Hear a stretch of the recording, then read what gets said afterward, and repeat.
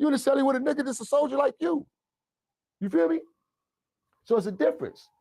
So again, homie, the origin of this was not established in NY, in Rikers Island, on the East Coast, none of that shit, ever, bro.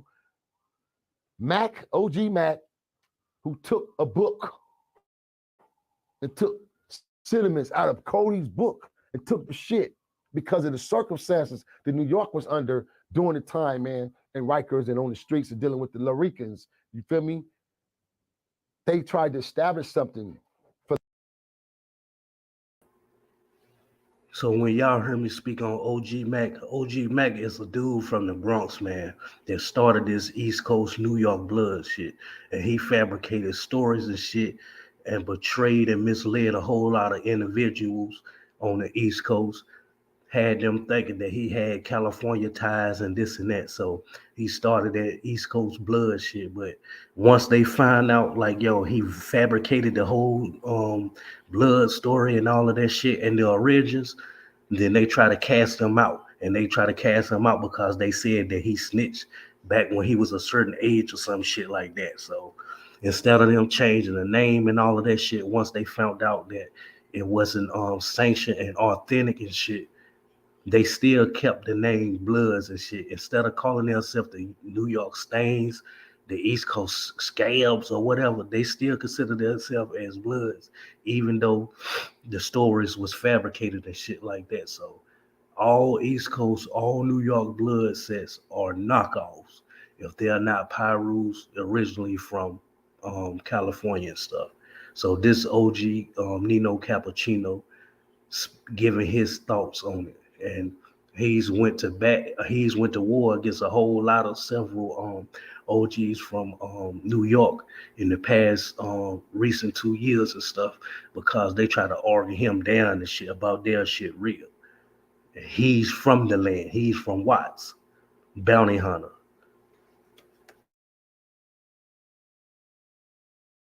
For themselves.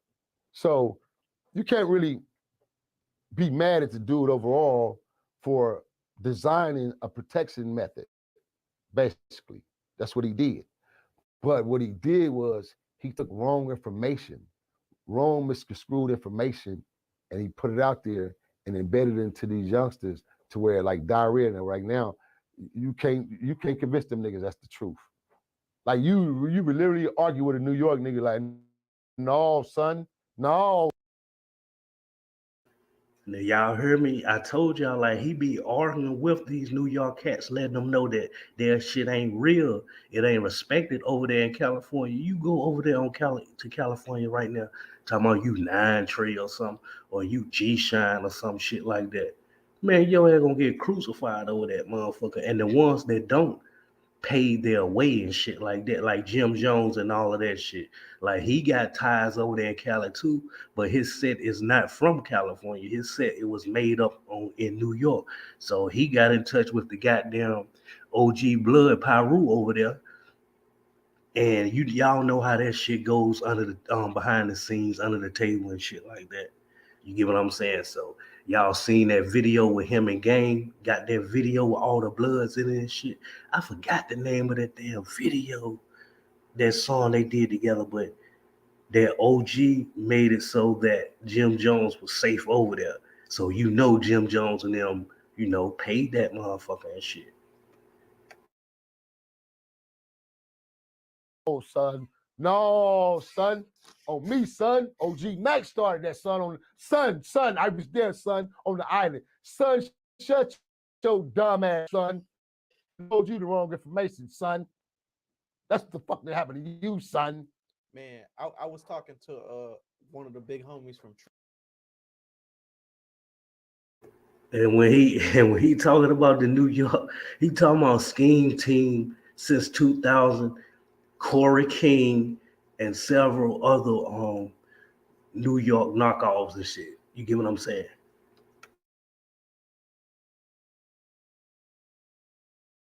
Truman.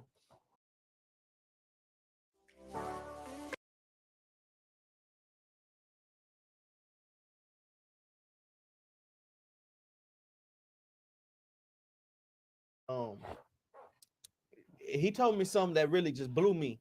You know, so in Texas, other states, and I'm sure even the UBN affiliates of New York, they bang the five. But he was like, man, the five is a myth. Now I know people who will kill you over the five. They will do. Now y'all heard this right. Now we all know, and we see it on videos. We see it amongst the kids in the community and shit. What's popping? Five this, five popping, six dropping and shit like that. He ready to speak on all of that shit. All of that shit is just New York made up shit. They don't jack no type of damn 5 point, 4 point, 3 point stars in California, yo. Do you something. They do you something bad over. They believe in it, and you can't tell them. That's their sincerity, because that's what they really rep, bro. Right. Feel me? And then not only that, more than likely, that means they really represent the origins of that shit. So that's why it's so sincere to them. Well, the thing about it is in California, which is the origins of gangbanging as far as Bloods and Crips go, the five doesn't exist. Nah, don't exist. We don't harvest over the pointers. We don't, do the 5 or the 3 pointers or the 4s. That wasn't something that was planted as far as embedded in us when we established this in the 60s, the late 60s, and coming in the early 70s. You know what I'm saying? I mean, Crips was something that was established as a spinoff of the Black Panthers. So that's why it was Crips Revolutionary in Progress. So this was something that these brothers had got together to men's the communities and protect the communities from the outside of the whites, because it was so many predominant white areas and white neighborhoods in Los Angeles at the time. So we didn't have time to really be black on black killing and blood and red and at that point in time when it first established, because this was established on the mentality of pro-blackness. This had nothing to do with, another black man gonna kill another black man. Man, them Amy Washington, nor Tookie, nor Big Puddin', none of these homies, you know what I'm saying? I mean, the founders back then in that first generation, even my big homies, you know what I'm saying? I mean, the Ray Boyces, you know what I mean? The Terry Moses, you know what I mean? Rest in peace, Ray Boyce, to the big homie. None of these cats had any inclination that this Crip or this blood shit would be this broad or take 60 years down the line into the world and where it would spread like wildfire throughout the world. They had no idea of that, bro. These brothers' idea was to become like the Black Panthers, so to speak, bro, where we protect our communities, we protect our women, we protect our family, we protect our kids from these racist ass goddamn white men that's out here beating black men and shit, man, the police. Because the shit was real. Real racism was real at its all-time high. So it was a difference. So it was never really cast attention for it to be that way. But because Fat Boy stepped in the office and he had a plan, which is J. Edgar Hoover, that's when the masses went to work. Boom, before you get there, what was the Green Jacket started as? The Green Jacket started in our hood. Like, okay, well, before we became bounty hunters, we were Green Jackets. Right. And the Green Jackets was a clique. Right. You know, again, not a gang, it was a clique, a structured clique in our hood, just like you had the Pygmies from the Jordan Downs. It was a whole family of them. Feel me? A clique of them. But we all ran together. The Green Jackets, the Pygmies, all of them, the PJs, the Slauson Boys, who was from the west side. You know what I mean? We talking about Six Deuce Brim Hood before it was Brims. It was the Slauson Boys over there, you know what I mean? So it's like all these cliques was black cliques. A lot of them was dancers, and cats, they was just like cliques. So they wasn't considered as gangs. So they maneuvered from neighborhood to neighborhood. Like before we were segregated, we all went to each other's neighborhood. Like we partied in the Jordan Downs partied in the Nixon partied in the PJ.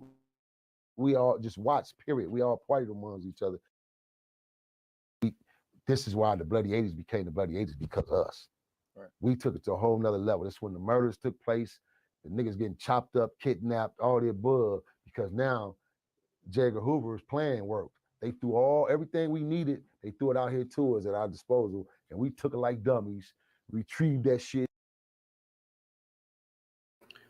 So I don't know if y'all ever heard the story of the time, like in LA somewhere in Watts or one of them little towns and cities and shit in LA and shit, or neighboring cities and shit.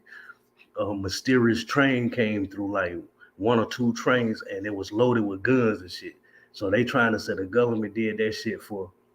So they knew that the urban blacks and shit in the community would go on the train to try to steal some shit. They'll come across the guns, take it back to the hood, and kill one another. You get what I'm saying? So he ready to tell that story. I heard that story before, so now I know that shit is kind of true and shit.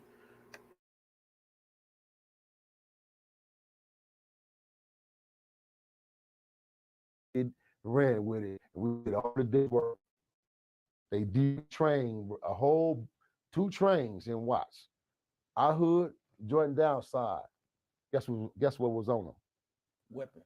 Furniture and weapons. Furniture and all the little miscellaneous shit was the front, which was they want us to find, and we found them, crates of them. You was too young, you weren't around. Remember the 45 Tech 9s? But we had thousands of them, some bitches in the streets of Los Angeles in the 80s. That's when the murders occurred and when the first automatic weapons hits, the Tech 9s. Every nigga named Mama was trying to get over to a Tech 9 who was a gang member because they had the 45s. Not me. I've always been a revolver man. And the reason why I didn't like them motherfuckers, because I told my homies back then, they gonna get hot, bro. You know what I'm saying? They gonna get hot. When you knock on one of them, they get hot. The son bitch will blow up on you. It'd have been backfired on you. And that shit was happening. Trigger mechanisms was happening, and the shit was backfiring on niggas. So they distinct them, got rid of the Tech 9s, came back with the Ks, the AR-15s, and threw them in the streets. So we didn't build these weapons. We as black men, we as Asiatic, we didn't build none of this shit. The shit was given to us at our exposure. Those shooters, the nigga gonna take whatever you developing shooter, bet your ass until like that. Your shooters, the niggas gonna knock your head off. Your shooters, the nigga gonna take whatever you developing and gain in life, and you got it better than him, that he the one coming to get it. Why is that, Cap? You the nigga that trust. You trust him. He the closest to you. It's said and done, man. Shit has to be a change, bro. And like I said, it has to be a major sit down, city to city, man. I really, really feel for H-Town right now, man, because Houston is a beautiful city. Straight up. Houston ain't nowhere near a fuck. I love it, bro. Dallas, Fort Worth, Austin is my home. Feel me? I'm building, you know what I'm saying? That's where my retired ranchie is, man. You know what I'm saying? So it's like, bro, I love Texas.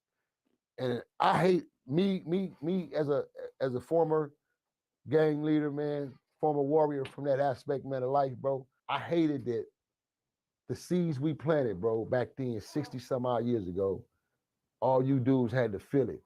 All you niggas out here in these different neighborhoods, these beautiful different communities where you never seen a gang bang or a gang member feeling this shit now, bro. I feel sorry for these neighborhoods, bro.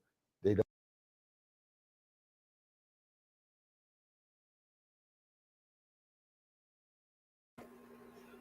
All right, so there was double OG Nino Cappuccino from Bounty Hunter, Bloods, and Watts. He was just giving his take on what he felt about the gang banging on the East Coast and in other states and stuff like that.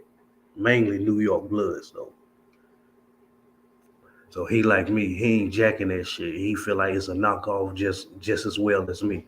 Now we ready to listen to an OG Blood from New York speak. And he gonna speak on OG Mac too. Remember I said OG Mac was the guy from Bronx that misled everybody on the East Coast in New York that he had ties with California, and the whole time he was lying.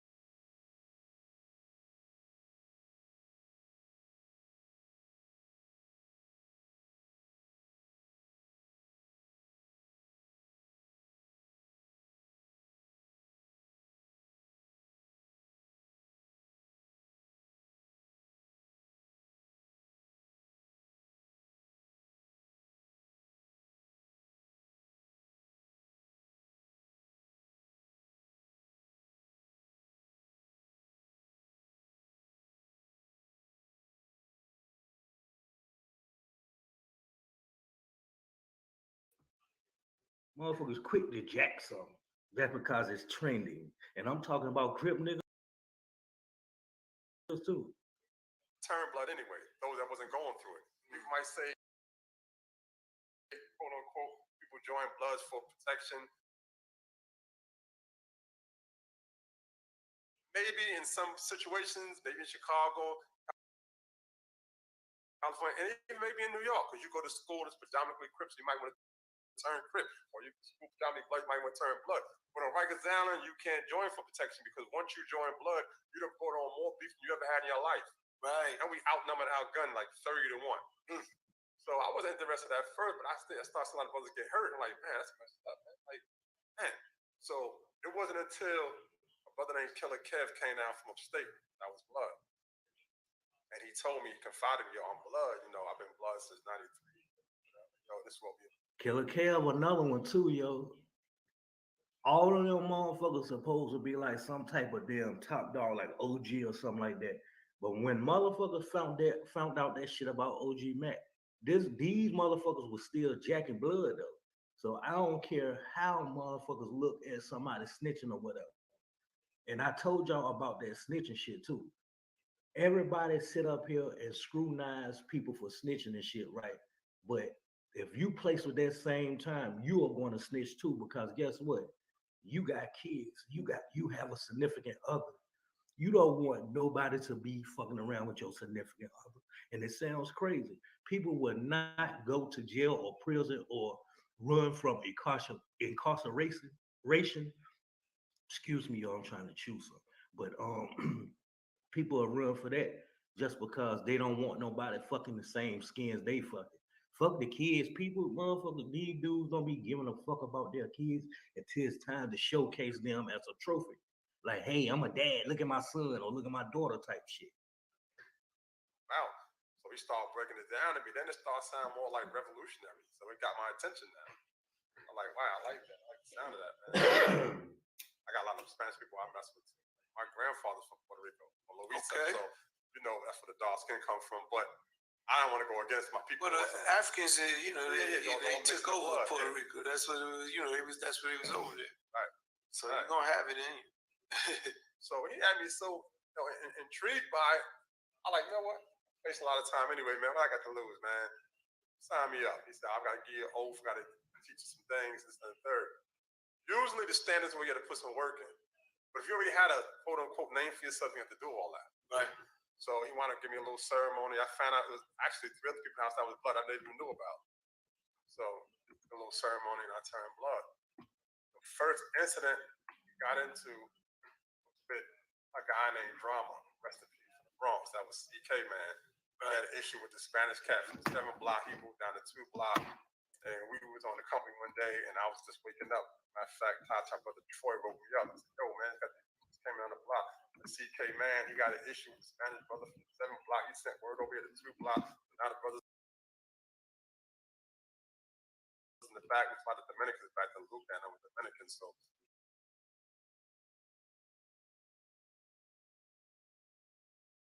my man Julio and them, so they like everybody started coming to the front of the company and it's got crazy. So thought on it, like, yo, listen, man, we gonna hold them down.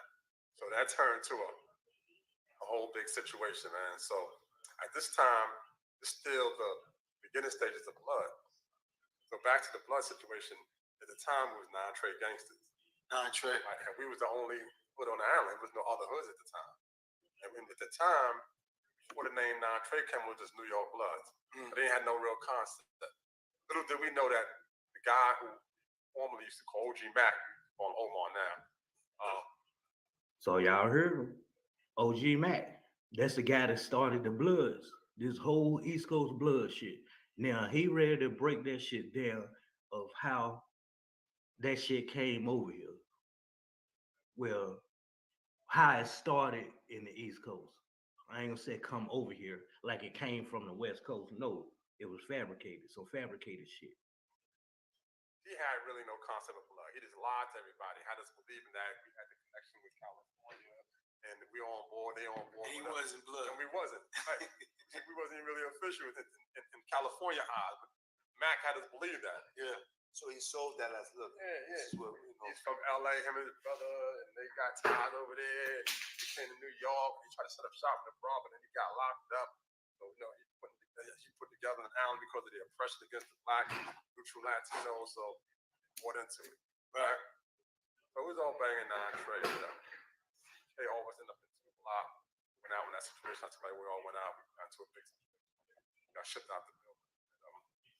As time went on, started growing a little bit. We still was outnumbered, outgunned. I'm talking about like 30 to 1. What year now? Still like early 95 now. 95. You're outnumbered, outgunned, right? By Latin kids and nietas. My only thing was the good standards I had with Latin Kings from being up north, from Collins in 1985.